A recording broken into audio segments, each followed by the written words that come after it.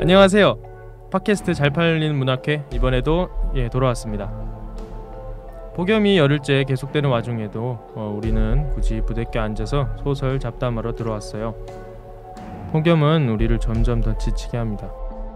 알바도 힘들고 외출도 힘들고 그냥 방에 가만히 앉아있는 것도 힘들죠. 무언가를 진지하게 골똘히 생각하는 것도 지치는 요즘입니다. 그렇기에 우리 잘 팔리는 문학회는 여러분들의 몸과 마음이 시원해질 요깃거리로 무서운 소설 명작을 낭독하려고 합니다. 바로 에드가 앨런 포의 검은 고양이입니다. 낭독할 소설은 민음사 세계문학전집 308번 에드가 앨런 포 단편선에서 따왔습니다. 그럼 지금 낭독 시작합니다. 주변이 너무 어둡고 공포스러운 상황이라면 듣기를 권유합니다.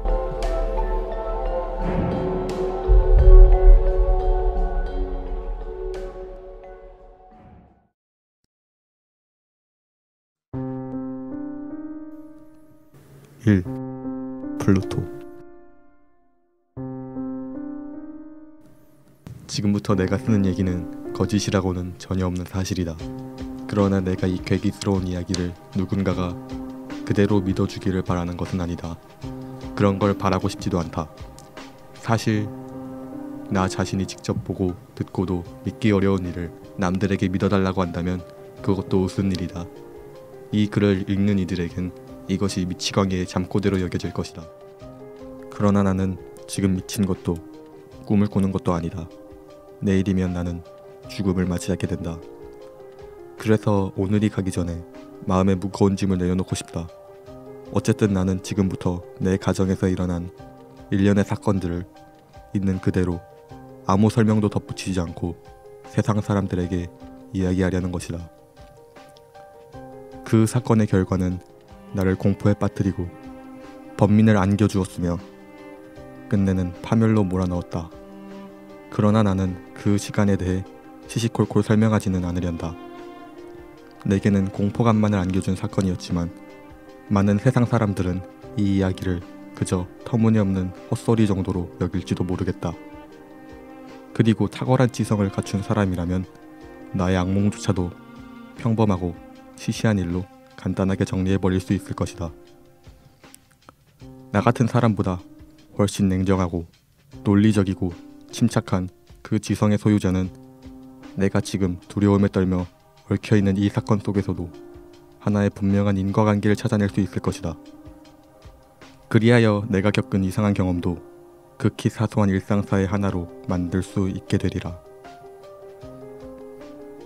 어릴 때 나는 온순하고 무척 동정심이 많은 아이였다. 마음이 너무 여려서 친구들의 놀림을 받을 정도였다. 나는 특히 동물을 좋아했다.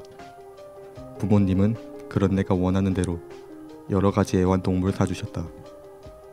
나는 날마다 동물들과 함께 지냈고 그들에게 먹이를 주고 쓰다듬어 줄 때가 가장 즐거웠다.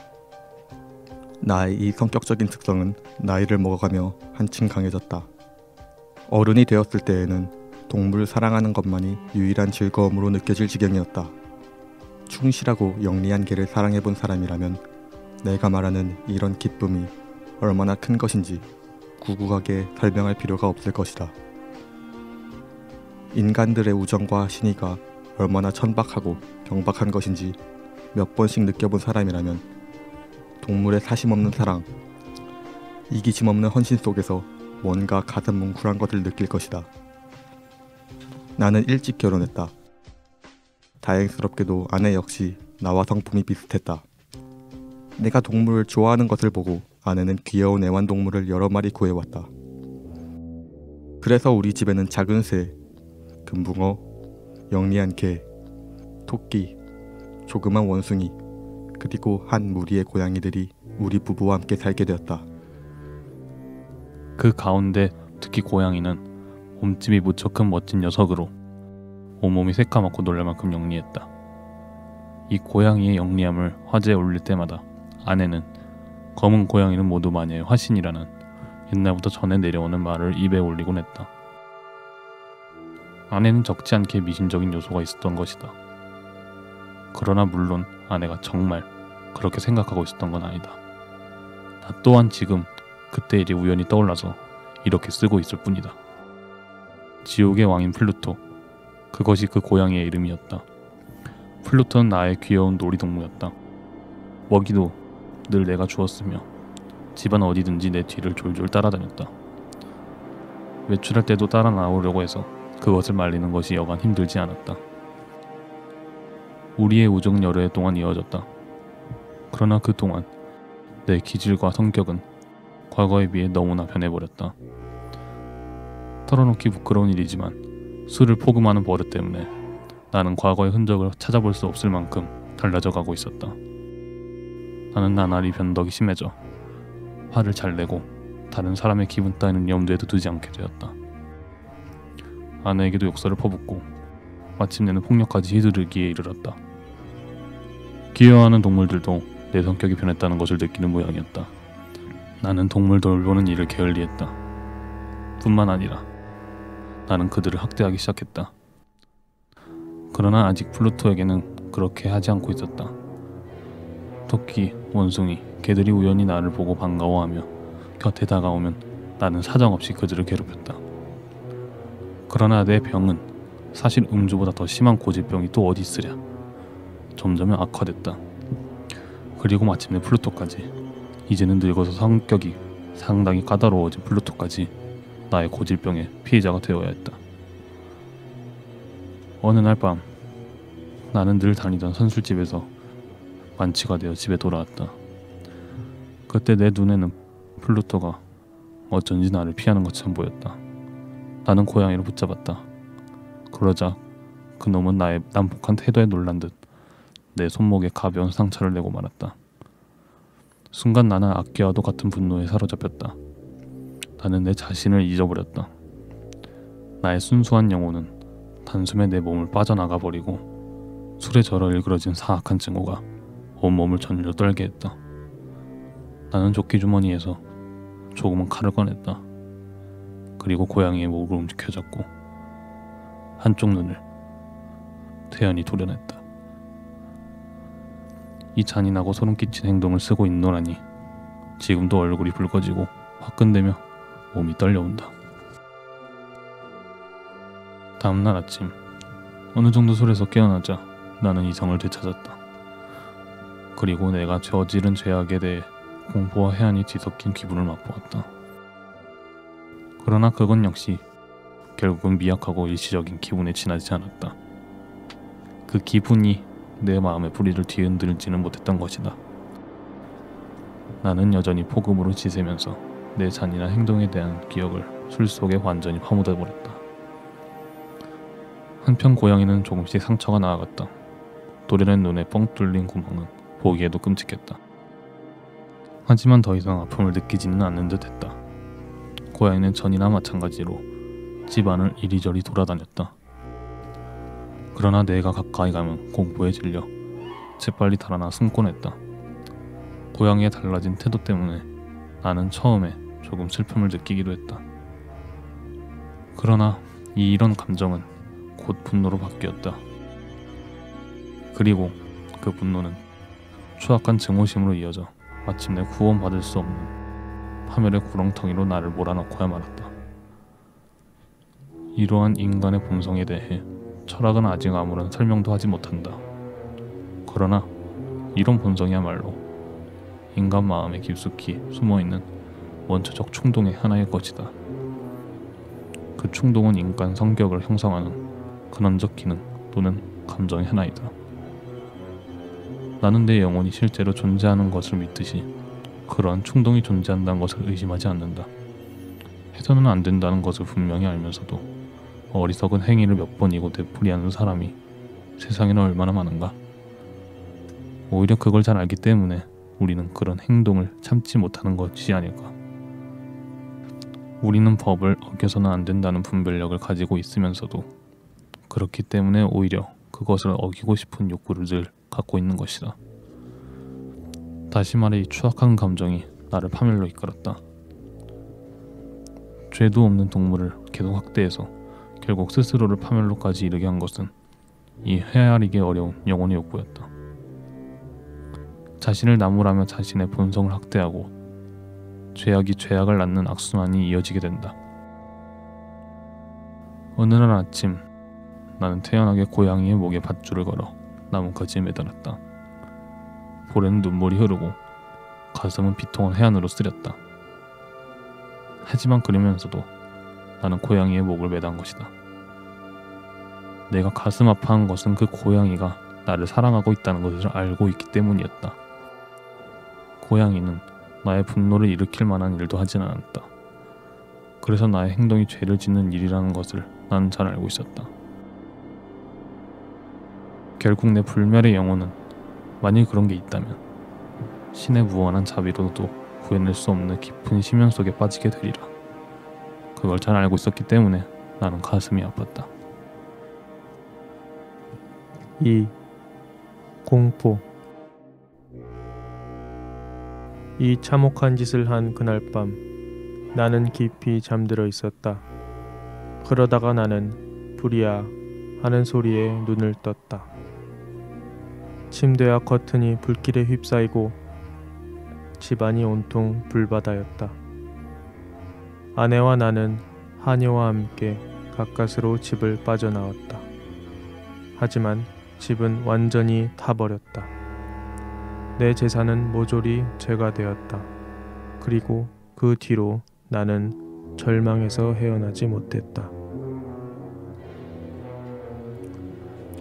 나는 이 재앙이 나의 잔인한 행동과 무슨 관계가 있다고 생각하지는 않는다. 하지만 지금 모든 사실을 있는 그대로 이야기하는 마당에 한 가지 일이라도 소홀히 하고 싶지는 않다. 불이 난 다음 날 나는 불탄 자리로 가보았다. 집의 벽은 한쪽만 남긴 채 모두 허물어져 있었다. 그런데 내 침대 머리맡에 칸막이 벽만은 타지 않고 남아 있었다. 나는 얼마 전에 거기에 석회를 발라 새로 칠했기 때문일 거라고 생각했다. 그런데 이 벽 주위에 많은 사람이 모여들어 벽의 한 부분을 아주 자세히 유심히 바라보고 있었다. 그거 참 신기한데? 이상한 일도 다 있군.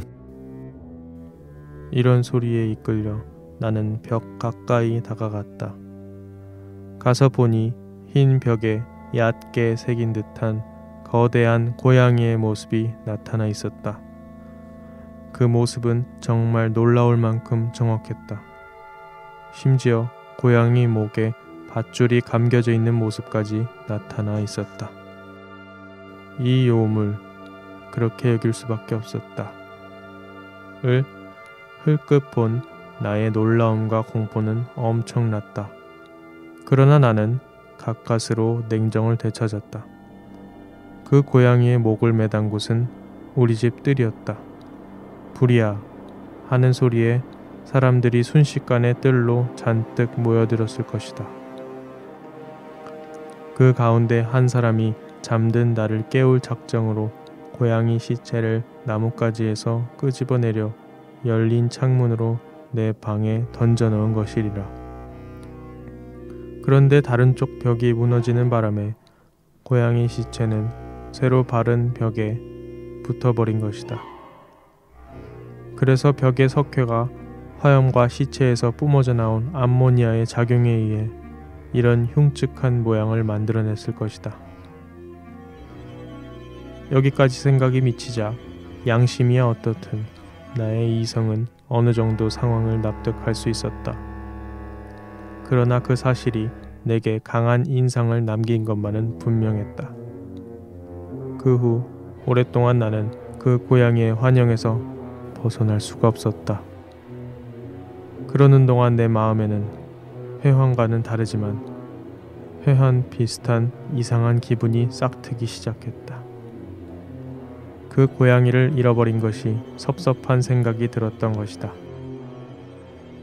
심지어 뻔질나게 드나들던 싸구려 술집에서도 주위를 기웃거리며 대신 기를 만한 털빛이 비슷한 고양이는 없는지 살펴보게 되었다. 어느 날 밤, 그날도 나는 술집에서 머리 끝까지 잔뜩 술이 올라 멍하게 앉아 있었다.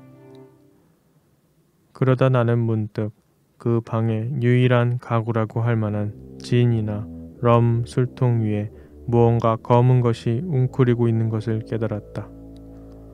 실은 아까부터 줄곧 그 술통 쪽을 바라보고 있었는데 왜 이제야 비로소 그 검은 모양을 알아차린 것인지 사실 무척 이상한 일이었다. 나는 가까이 다가가 손을 대어보았다. 그것은 검은 고양이였다. 플루토와 비슷한 몸집을 한 군데만 빼놓고는 플루토와 모습이 똑같은 고양이였다. 플루토는 온몸이 새까맸으나 이 고양이는 가슴 부분이 윤곽이 흐릿한 하얗고 커다란 얼룩점으로 덮여 있었다. 내가 손을 대자 고양이는 얼른 일어났다. 그리고 목을 쭉 빼고 내 손에 몸을 비비며 아양을 떨었다. 이 녀석이야말로 바로 내가 찾던 그런 고양이였다. 나는 술집 주인에게 그 고양이를 내게 줄 수 없느냐고 물어보았다. 그러나 술집 주인은 그 고양이는 자기 것이 아니라고 말했다. 어디서 왔는지도 모르고 그 전에는 전혀 본 적도 없는 고양이라는 것이었다. 나는 잠시 고양이를 쓰다듬어 주다가 이윽고 집으로 돌아가려고 자리에서 일어섰다. 그런데 고양이가 나를 따라오려는 눈치였다. 나는 그대로 따라오도록 내버려 두었다. 나는 길을 걸으며 이따금 허리를 굽혀 고양이의 등을 가볍게 토닥거려 주었다. 고양이는 집에 오자마자 곧 길이 들었고 아내도 그 고양이를 무척 마음에 들어했다. 그런데 어느 날 나는 이 고양이에 대한 혐오감이 마음속 깊은 곳에서 솟구치는 것을 느꼈다. 고양이가 분명히 나를 따르는 것이 성가시고 마음이 초조하여 견딜 수 없었다. 혐오와 곤혹스러운 느낌은 점점 심해져 마침내 극도의 증오심으로 바뀌게 되었다. 나는 그 고양이를 피했다. 일종의 수치심과 전에 내가 저질렀던 잔혹한 행위의 기억 때문인지 고양이를 괴롭히지는 않았다. 여러 주일 동안 나는 고양이를 때리거나 거친 행동을 하지 않았다. 그러나 서서히, 아주 서서히 나는 고양이에 대해 이루 말할 수 없는 증오를 느끼게 되었다. 그리고 마치 전염병 환자의 숨결을 피하듯 그 불길한 모습을 슬슬 피하게 되었다. 고양이를 집으로 데려온 다음날 아침, 나는 그 고양이가 플루토처럼 한눈이 멀었다는 것을 알게 됐다. 이것이 고양이에 대한 내 증오심을 부추겼다. 그러나 한눈이 없다는 것 때문에 아내는 더욱 그 고양이를 측은하게 여기는 것 같았다. 앞서도 이야기했듯이 이전에는 나도 이런 뛰어난 성품, 소박한 기쁨의 근원인 이런 자비심을 갖고 있었다. 그리고 그런 자비심을 아내는 아직도 많이 지니고 있었던 것이다. 그러나 내가 미워하면 할수록 고양이는 나를 더욱 따르는 것 같았다. 어떤 집요함을 갖고서 그 고양이는 내가 가는 곳마다 따라다녔다. 어디에 가든지 의뢰 쫓아와 내 의자 아래 웅크리고 앉거나 무릎 위로 뛰어올라 핥거나 또는 그 불길한 몸뚱아리를 비벼내는 것이었다. 일어나 걸어가려고 하면 두 다리 사이로 끼어들어 하마터면 곤두박질할 뻔하게 하는가 하면 길고 뾰족한 발톱으로 옷에 매달려 가슴까지 기어오르기도 했다. 그럴 때면 나는 단번에 그 고양이를 때려 죽이고 싶은 충동에 시달렸다. 하지만 나는 무한한 인내심을 발휘하여 참곤 했다. 전에 저지른 잔인한 행위의 기억이 아직 생생한 이유도 있었지만 실은 그보다도 분명히 말해주지만 그 고양이가 무서워 견딜 수 없었기 때문이었다. 이 공포감은 꼭 육체적 위험 때문에 생기는 것은 아니었다. 그러나 뭐라고 달리 표현할 방법도 없다. 고백하기도 부끄러운 일이지만 그렇다. 이 흉악범 감방에 들어와 있는 지금도 여전히 고백하기 부끄러운 심정이다. 그 고양이가 나에게 안겨준 공포와 전율은 어리석기 짝이 없는 망상에 기인하는 것이었다. 전에 얘기했듯이 내가 죽인 고양이와 지금 이 얄미운 고양이와는 오직 한 가지 점만이 다를 뿐이었다. 배에 있는 커다란 하얀 점이 그것이다. 그 얼룩점에 대해 아내는 여러 번 내게 얘기해 관심을 불러일으키려고 했다. 이 얼룩점은 크긴 하지만 아주 희미한 것이었다. 그런데 서서히, 거의 눈에 띄지 않을 만큼 서서히 내 이성은 오랫동안 그 사실을 부정해왔지만 그 얼룩점의 윤곽이 뚜렷해졌다. 그것은 입에 올리기에도 끔찍한 모양을 나타내고 있었다. 무엇보다도 바로 그것 때문에 나는 그 고양이가 미웠고 무서웠으며 할 수만 있다면 그 괴물을 죽여버리고 싶었다. 지금 그 얼룩점은 보기에도 소름 끼치는 등골이 오싹해지는 교수대, 무섭고 불길한 공포와 죄악의 고민과 죽음의 도구인 교수대 모양을 나타내고 있었던 것이다. 이제 나의 비참함은 이 세상의 것이라고 할 수도 없을 정도였다. 그것을 훨씬 뛰어넘는 그런 비참함과 고민이 나를 짓눌렀다. 겨우 한 마리의 짐승, 내가 그 동료를 진심으로 경멸하며 죽여버린 그 짐승이 하나님의 모습과 똑같이 창조된 인간인 나에게 이렇게도 끔찍한 괴로움을 안겨주다니. 아, 나는 밤에도 낮에도 안식의 기쁨을 누릴 수 없었다. 낮 동안에는 잠시도 그 고양이가 내 곁을 떠나지 않았으며 밤에는 밤대로 형언할 수 없이 끔찍한 꿈에 시달려 거의 1시간마다 잠에서 깨어나곤 했다. 깨어보면 그 불길한 짐승의 뜨거운 입김이 내 얼굴에 덮쳐왔다. 그리고 그 묵직한 무게가 나로서는 뿌리칠 힘도 없는 악마의 화신이 내 가슴 위에 버티고 얹혀있는 것을 느꼈다. 이러한 고통에 짓눌려 내 마음속에 남아있던 아주 작은 착한 마음마저 완전히 무너져 버렸다. 사악한 생각, 온통 시꺼멓고 흉악한 생각이 내 마음의 유일한 동료가 되었다. 여느 때의 까다로운 성격은 점점 더 심해져 모든 것, 모든 사람을 향한 증오로 바뀌었다. 이제 그 증오에 맹목적으로 몸을 내맡긴 나는 아무 때나 돌발적으로 억누를 수 없는 분노의 발작을 일으켰다. 시도 때도 없이 터뜨리는 그 발작에 누구보다도 괴로워하고 누구보다도 차월성 있게 견디어준 피해자는 불평 한마디 하지 않았던 나의 아내였다. 3. 파국. 우리는 가난 때문에 어쩔 수 없이 낡고 초라한 집에 살고 있었다. 어느 날 내가 그 집의 지하실로 볼 일이 있어 내려가는 것을 아내가 따라 내려왔다. 그리고 그 고양이도 나를 따라 가파른 징계를 내려왔다. 나는 그 고양이 때문에 하마터면 거꾸로 나뒹굴 뻔했다. 나는 갑자기 흥분했다. 너무 화가 난 나머지 나는 자기도 모르게 손도끼를 집어들고 그때까지 나를 억누르던 어린애 같은 공포심마저 잊어버리고 고양이를 도끼로 내리찍었다. 만일 내 생각대로 제대로 내리쳤다면 고양이는 물론 그 자리에서 죽어버렸을 것이다. 그러나 아내가 손을 들어 말리는 바람에 내 손길에 그만 멈칫했다. 나는 이렇게 간섭을 받자 악마도 당하지 못할 만큼 경노에 휩싸였다. 나는 말리는 아내의 손을 뿌리치고 고양이 대신 아내의 머리 한복판에 도끼를 찍어 넣었다.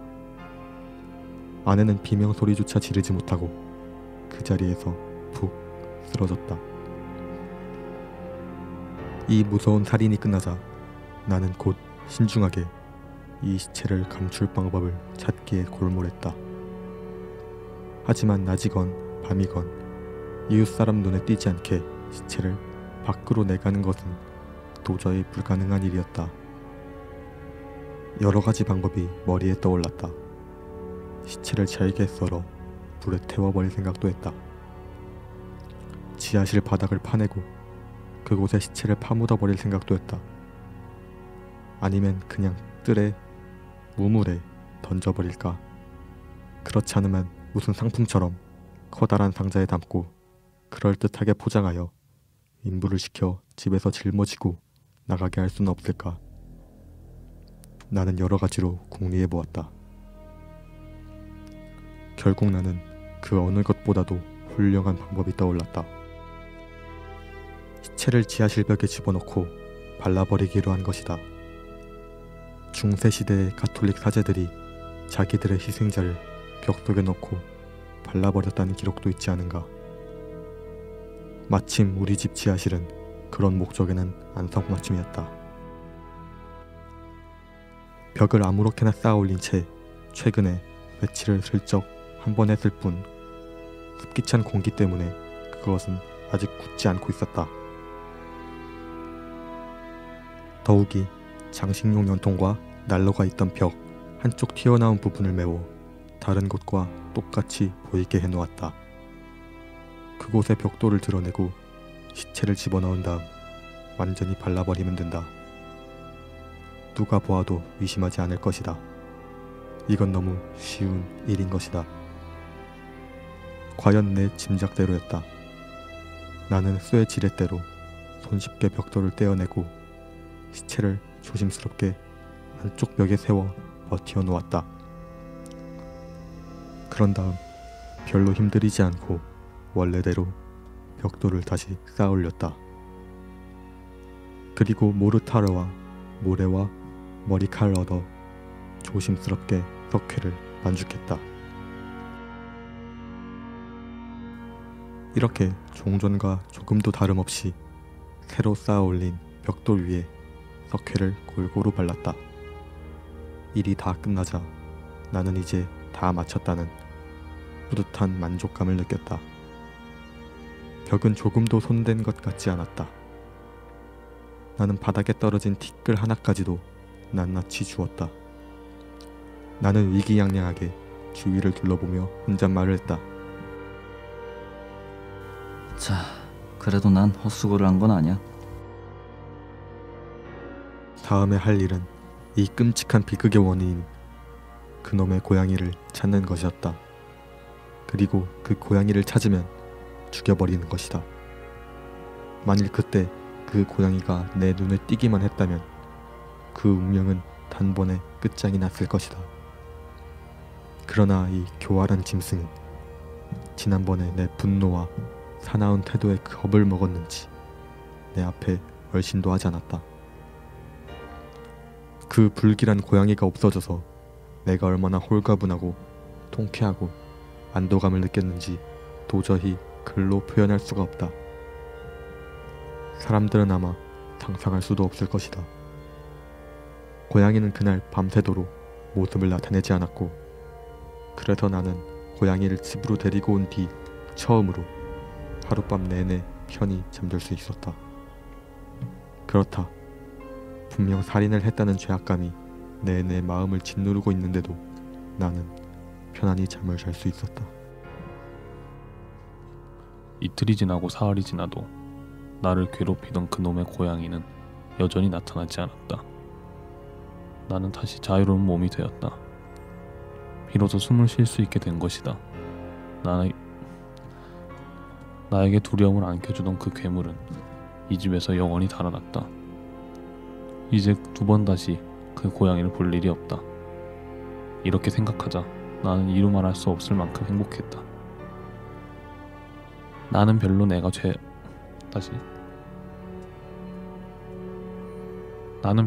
저지른 죄가 두렵거나 양심의 고통을 느끼지도 않았다. 두세 차례 신문을 받았지만 별 문제 없이 척척 답변할 수 있었다. 집을 수색하기도 했지만 아무것도 발견되지 않았다. 이제 내 앞날에는 행복만이 남은 것이라고 나는 생각했다. 그런데 아내를 죽인 지 나흘째 되는 날, 뜻밖에도 경찰들이 한 무더기 다시 몰려와 집안을 샅샅이 뒤지기 시작했다. 그러나 제 아무리 찾아본들 숨겨둔 시체를 찾을 리는 없다. 나는 이렇게 확신하고 있었기 때문에 조금도 당황하지 않았다. 경찰들은 나에게도 함께 아내를 찾아보자고 말했다. 그래서 나도 경찰들과 함께 집 안을 구석구석까지 뒤졌다. 지하실에는 3번인가 4번까지 내려갔다. 그러나 나는 얼굴빛 하나 변하지 않았다. 내 심장은 마치 천진난만하게 잠든 아이처럼 조용히 뛰고 있었다. 나는 가슴 위로 팔짱을 끼고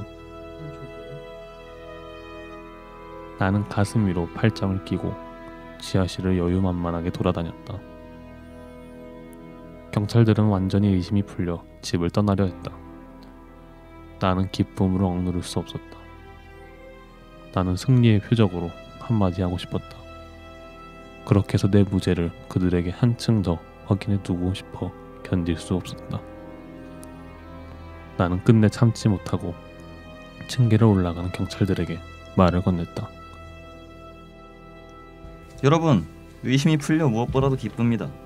여러분의 건강을 빌며 앞으로는 좀 예의 있게 행동해 주시길 바랍니다. 그런데 여러분 어떻습니까? 이 집은 구조가 아주 썩 잘 돼 있지 않습니까? 나는 아무 이야기나 마구 짓거려대고 싶은 격렬한 욕망에 휩싸였다. 난 내가 뭘 말하고 있는지조차 의식하지 못했다. 참 잘 지어진 집이죠. 무엇보다도 이 벽말인데, 아니, 여러분 벌써 돌아가시는 겁니까? 어떻습니까? 이 벽을 보세요. 얼마나 견고한지. 이렇게 말하면서 나는 완전히 흥분했다. 그리고 마치 미치광이처럼 들고 있던 작대기로 안에 시체가 들어있는 바로 그 부분을 힘껏 내리쳤다. 그러자 하느님, 악마의 그 동리로부터 나를 구해주소서. 내리친 벽의 메아리가 채 가시기도 전에 무덤 속에서 대답하는 듯한 소리가 들려왔다.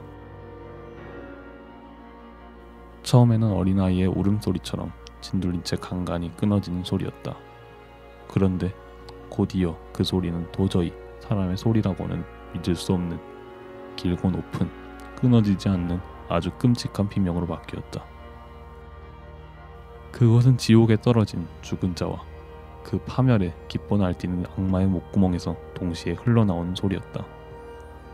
지옥에서만 들을 수 있는 공포와 승리가 반씩 섞인 울부짖음이었다.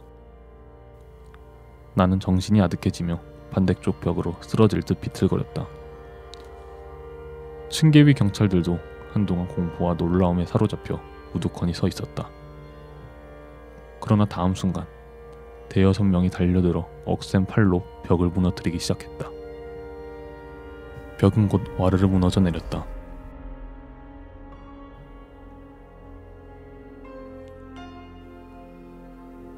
이미 썩어 들어가 피덩어리가 말라붙은 시체가 모두의 눈앞에 뚜렷이 나타났다.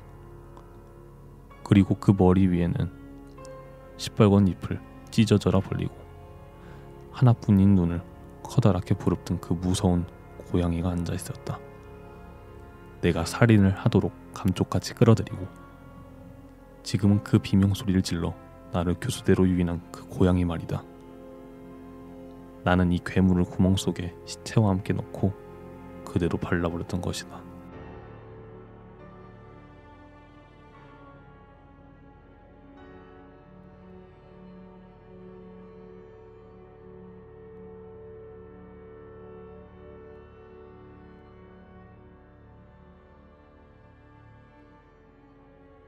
지금까지 에드가 앨런 포의 단편 검은 고양이 읽으셨습니다. 멤버 소개하겠습니다. 네, 내레이션을 맡은 우리 네 분이고요. 저는 김진영입니다. 네, 저는 내레이션과 함께 나의 말을 맡았던 김선웅입니다. 네, 저도 똑같이 나레이션을 맡았던 전승욱입니다. 네, 저도 언제나 나레이션을 맡는 유한매입니다. 네, 과기대 문창과 학생들이고요. 더욱더 다양한 문창과 학생들이 우리 내레이션에 참여해 주셨으면 참 좋겠다는 생각을 합니다.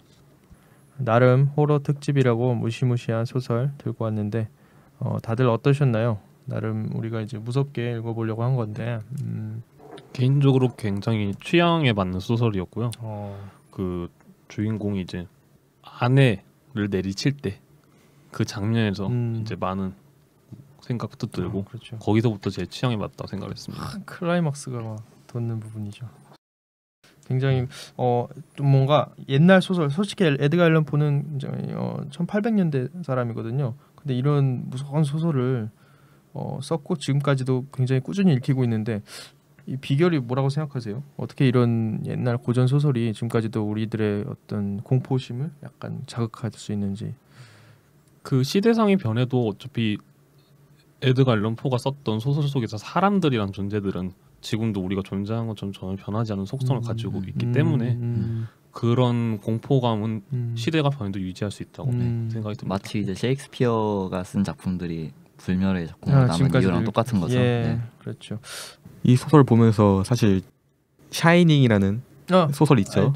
영화도 있고 소설도 있는데 사실 소설 원작이긴 한데 영화가 더 알려져 있는, 사실 그게 약간 생각이 났어요. 도끼도 그러고 그렇죠. 약간 주인공이 미쳐간다는 그런 모습을 볼 때 이어져 있는 것 같아요. 지금 두 작가는 시대가 차이가 있는 작가인데도 그런 공포감을 이렇게 소재가 가져온다는 게 좀 재밌네요. 네, 재밌죠. 문체도 그렇게 막 옛날 것 같지 않고 굉장히 뚜렷하게 읽혀요. 특히 뭐 아내를 도끼로 내리치는 부분이라든지 마지막에 고양이의 그 실체가 나타나는 부분이라든지 할 때. 어떻게 여러분들 무더운 여름에 한 편의 공포 소설로 조금 더위가 날아가셨는지 모르겠습니다. 1부 마치겠고요. 다음 2부로 넘어가겠습니다.